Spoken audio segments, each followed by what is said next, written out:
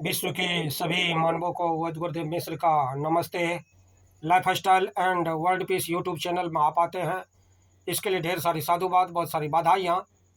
Life style and world peace YouTube channel में आते ही आप लाइक करें, सब्सक्राइब करें, बेल आइकन बटन को दबाएं, कमेंट में अपना विचार लिखते हैं, मोबाइल नंबर छोड़ें, अपने कंट्री का नाम लिखें। अगर आप पुण्य के भागी बनना चाहते हैं तो आप सब्सक्राइब के साथ साथ शेयर ज़रूर करें। हमारा संपर्क नंबर है 94 71 26 98 82। वंडर न्यूट्रिएंट्स क्या है? डीएचए। डीएचए एक आवश्यक ओमेगा 3 फैटी एसिड है जो मस्तिष्क के मुख्य बिल्डिंग ब्लॉक होते हैं। गर्भस्थ शिशुओं से लेकर वयस्कों तक सभी के लिए डीएचए की पर्याप्त आपूर्ति स्वास्थ्य के लिए जरूरी है। ऐसा माना जाता रहा है कि मछली डीएचए का एक मुख्य स्रोत है। यह ओमेगा 3 फैटी एसिड के निर्माण के लिए स्रोत है।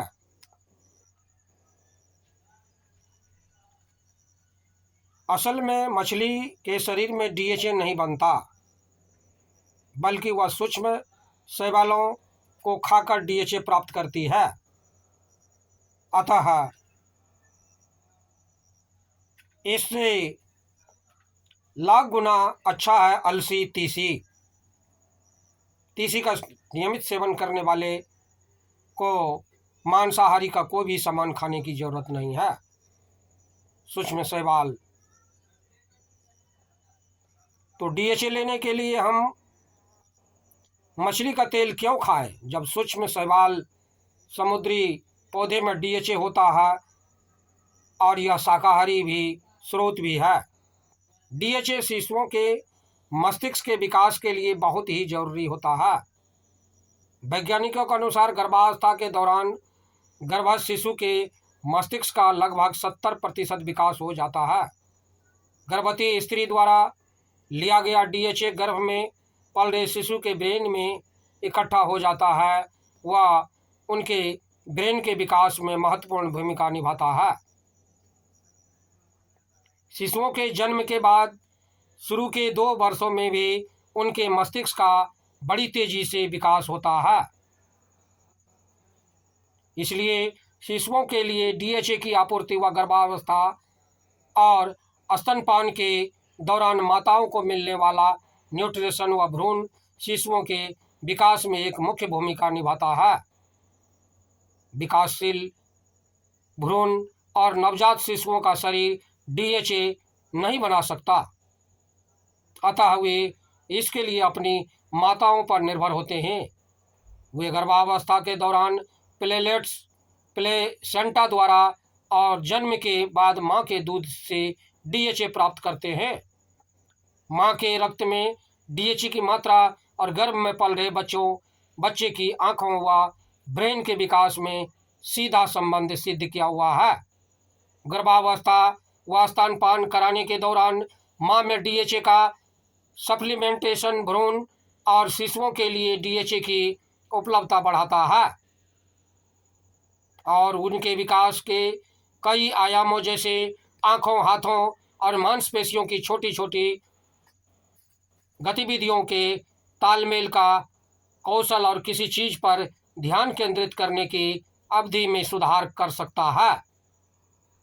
गर्भवती महिलाओं और स्तनपान कराने वाली माताओं के लिए डीएचए की 400 मिलीग्राम मात्रा दैनिक सेवन की सिफारिश की गई है। इस मात्रा की आपूर्ति दिन भर में डीएचए की 200 मिलीग्राम और इसकी 2 कैप्सूल ली जा सकती है, क्योंकि अधिकांश मानसिक विकास जन्म से 6 वर्ष की आयु तक होता है। इसीलिए जन्म से इस उम्र तक डीएचए बच्चों के